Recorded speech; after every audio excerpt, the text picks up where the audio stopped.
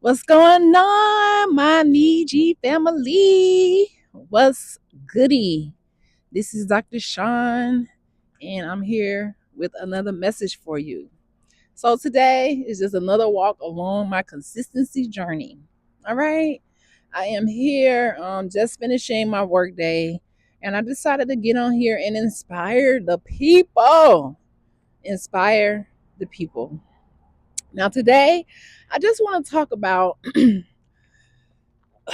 the importance of going into 2025 and loving yourself, all of yourself, and not discounting any part of yourself. For me, I spent the first 38 years of my life not knowing really who I am and believing in a pseudo history that tells me who I am. And while believing in this system and following all of the colonialism and all of the things that um, happen with colonialism, um, it really taught me self hate. Self hate is real and not in a sense where, oh my God, I just hate myself. It's just like a subtle self hate where, if you're in the room and you're the only melanated person in the room, you might feel like, dang, I feel a little bit less than. And I'm just being honest. I've had this issue since being taught pseudo history in school about, black people being slaves and stuff like that. So I never really liked history. And now I know why I never liked history. I never liked it because it wasn't really telling the truth. And it was just always, you know, um, preaching white supremacy. Yeah, yeah. So people never think about the effects or the impact of white supremacy on melanated individuals and how difficult it is to love yourself, how difficult it is to cherish the skin you're in, how difficult it is to just be melanated happy and know that you're royalty. It took me a very, very, very long time to get to the place where I'm like, wow, now I know who I really am. So nobody can tell me anything about who I am now. So that's why I said go into 2025 knowing exactly who you are. That's why now it's easy for me to be consistent on YouTube. It's easier for me to really speak my truth because I did the research. So even when I'm like on Facebook and I am embracing my identity as an American Indian, not a Native American, as an American Indian, the original Copper Tone people, as I embrace my identity, you'll have people still in this day and age trying to tell you who you are. And my question for these folks is, did you do my genealogy? Do you know my great grandparents and my grandparents?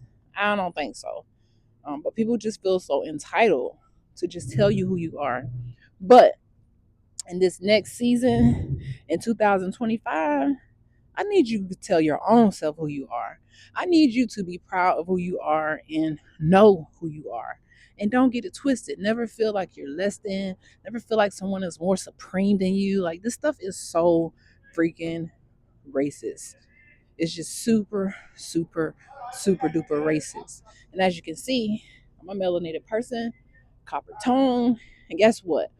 Despite all of the white supremacy, despite the colonialism or the colonization, despite having identity theft happen and the pseudo history and all of these bizarre things I'm learning about this place called America, it just helps me, you know, love myself more. That's all it does. It's gonna make you love yourself more when you know who you are. I'm so happy that I did not leave this earth feeling less than, feeling like so people are better than me. Like, what? So that's a dangerous game to play. So I'm going into 2025, and I challenge you all to go into this next 365 days with pure optimism, with pure desire to continue to grow and to continue challenging yourself. I'm challenging myself every single day, Now those days where I felt like worthless, like, I came from poverty, all of these things that I was feeling, it all makes sense now. Makes sense, you know? So that's why I show up on YouTube, and I'm unapologetic. And like I said, all of those things did not stop me from accomplishing my dreams and accomplishing my goals. It just did not stop it. It did not stop it. So don't let it stop you either. Even though I was going through school and being raised and being taught all of this white supremacy stuff, even though I went to college and you hear all this stuff, I still made it out before knowing who I really was, because I set myself on a mission to never allow poverty, or to never allow, my disadvantaged background, not having my mom and dad in the house and wanting to be a doctor, and not having a village, and not having people to care, even open up this practice and not having one single family member come up and say, you know what, this is some big shit. But I had to get over that and realize that God has me on a different path, a different mission, and everybody ain't able. Everybody's not going to be a chosen one. I had somebody write, because, I'm always talking about generational curses, and I had a family member write, oh, we focus on generational curses too much. We need to focus on generational prayers. Well, actually, we don't focus on generational curses. And if you think generational curses are easily broken, then you are highly mistaken. Everybody's not able and everybody's not chosen. And this is something I know. So don't let people try to use your positive things that you've done and try to turn it negative. And family be the worst ones for that, y'all. They really be the worst ones to do that. So I don't listen to people. I know that I'm a generational curse breaker, chosen one. And if you're chosen, stand on that.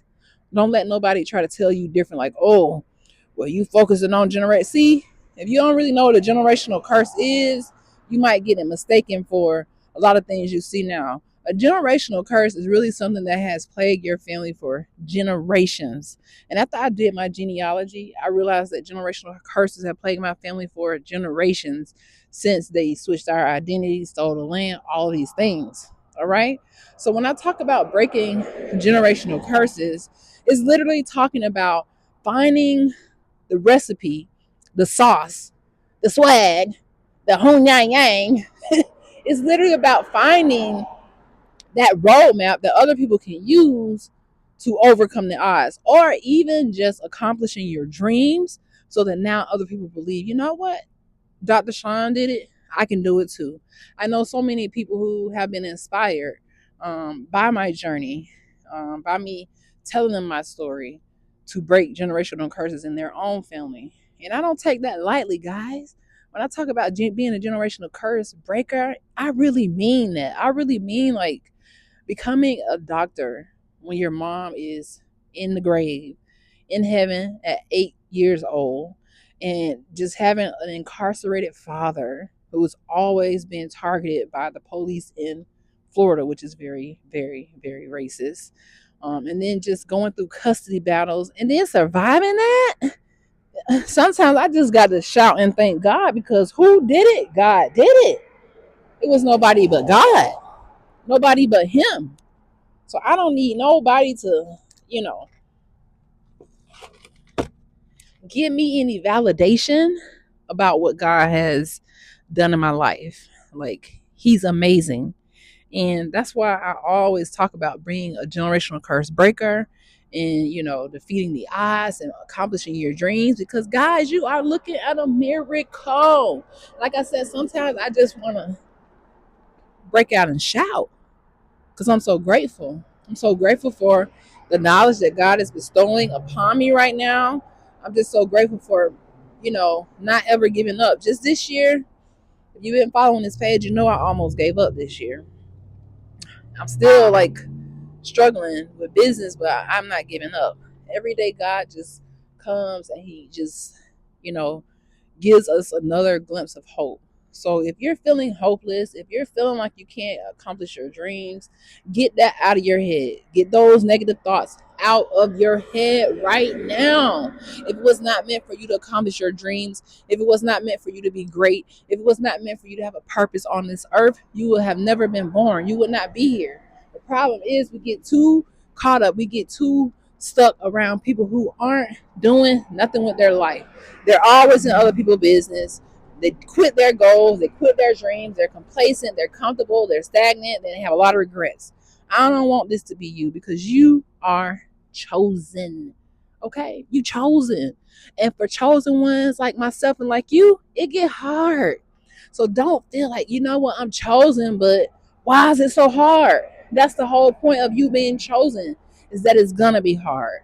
It's gonna be really, really hard and difficult at some times, at some points along your journey. It's going to be really difficult. And that doesn't mean that it's not going to get easier, but it's going to continue to be difficult. And then you'll have a good day. And then you'll have some hope. But you just got to keep pushing, even when it gets really, really tough, guys. Even when it gets tough. For example, me and my YouTube channel. YouTube is not life, but I'm thinking, I really want to be successful on YouTube. And for me, it took me to realize and sit down and tell myself, dang, you're really not doing what it takes. So I can't blame YouTube. I can't blame the people who are not following me. I have to blame myself. So when I put in the right effort, when I put in the right positivity, the right energy, and I give it more time, it grows. So if you're like me, you're trying to grow on YouTube, you're just trying to accomplish your goals and your dreams, keep going. I've been on this YouTube journey for, what is this, 9, 10 years, still struggling, but still showing up. Still showing up, because one thing you'll realize is that it's about the replay viewers, guys. It's about the replay viewers. The replay viewers are who are going to give you those views and come in later and light your channel up. All right, so I think I've done talked enough. I just wanted to tell y'all how my day has been going. What is my energy today? This is our second November being in business at Motivational Dentistry. We're ending the month this week. So I'm just excited. I hope you guys have a wonderful holiday if you celebrate Thanksgiving. Me personally, I don't really celebrate it anymore because I'm Niji family, okay? American Indian, Choctaw, Muskogee, Seminole. All right. So yeah, I'm just learning more about who I am this week, cooking a lot of healthy food, and probably talking a little too much right now. Probably talking a little bit too much right now. But I'm about to go. I hope y'all have a wonderful Monday, and never, ever, ever let nobody steal your joy. And most importantly, never let nobody tell you who you are. You have to know who you are. One more thing. I was today years old when I realized who my grandparents were. Today years old. Now I know my grandparents, my great grandparents, my great great grandparents, my great great great great grandparents. I know all of them. I know all of my great grandparents. Last year, the same time, I didn't know much about my grandparents. I knew my grandma Eartha because she been there. I know my grandma Pauline because she been there too, kind of. And never met either one of my grandfathers. So that should tell you the number that reclassification and all of these different things they did to trick us and twist us out of our spot did to us. It's actually working because, I thought I was a whole nother person. All right, guys. Y'all have a wonderful day. Bye.